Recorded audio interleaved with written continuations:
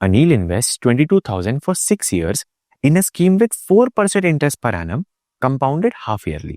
अब क्योंकि half yearly compound हो रहा है तो ये जो 4% का इंटरेस्ट है वो एक्चुअली तुमको 2% का इंटरेस्ट मिलेगा, क्योंकि पूरे साल का 4% है तो हाफ ईयर का 2% हो गया, और 6 ईयर्स तक कंपाउंड हो रहा है और हर आधे साल में कंपाउंड होगा, तो मतलब टोटल 12 कंपाउंडिंग होगी। तो ये 22,000 का सम 2% से बढ़ेगा 12 टाइम्स तक, मतलब 22,000 मल्टीप्लाइड बाय 1.02 की पावर 12, ये उसका सम बन जाएगा। Separately Sunil invest a certain amount in the same scheme for 5 years.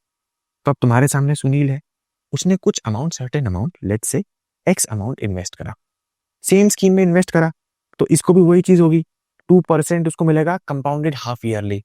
तो टोटल इसने करा 5 ईयर्स तक इन्वेस्ट। तो अगर 5 ईयर्स तक इन्वेस्ट करा, एक्स उसका अमाउंट था, 2% से बढ़ता गया 5 ईयर्स तक, मतलब टोटल 10 टाइम्स कंपाउंडिंग हो गई उसकी, x इंटू 1.02 की पावर 10। ये है सम सुनील का आफ्टर 5 ईयर्स। ये था सम अनिल का आफ्टर 6 ईयर्स, ठीक है। And then reinvest the entire amount he receives at the end of 5 years for 1 year at 10% simple interest. 5 साल के बाद उसको ये अमाउंट मिला, इसको उसने री इन्वेस्ट कर दिया 10% सिंपल इंटरेस्ट से, मतलब ये 10% से और बढ़ गया।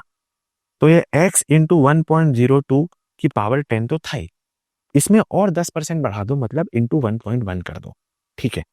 6 साल के बाद ये सम हो गया। If the amount received by both at the end of 6 years are equal, then the initial investment in rupees made by Sunil is, ये वैल्यू और ये वैल्यू इक्वल हो गई।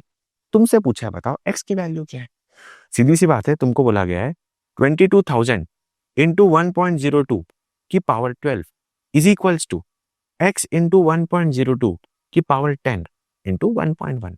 सॉल्व फॉर x, कैलकुलेटर तुम्हारे पास है ही, ये इससे पूरा कैंसिल हो जाएगा, ये पावर 12 कट के 2 बचेगी, ठीक है।